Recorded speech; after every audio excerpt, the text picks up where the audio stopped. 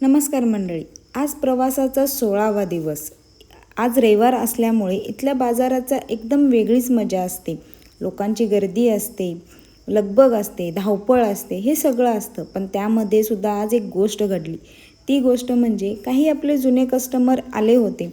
ते हसत हसत मला म्हटले, ताई एक विचारू का? मी बोलले, हां विचारा ना दादा. ते बोलले, व्हिडिओ चालू आहे का? मी बोललो, हो.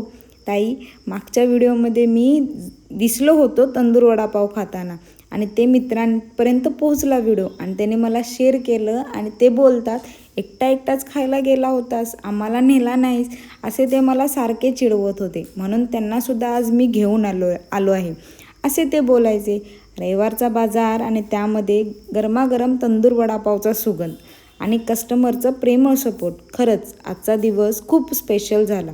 पण मला एक गोष्ट जाणवली, मी फक्त वडापाव विकत नाही आहे, तर लोकांशी जुळलेलं नातं पण हळूहळू आपलं वाढत चाललं आहे.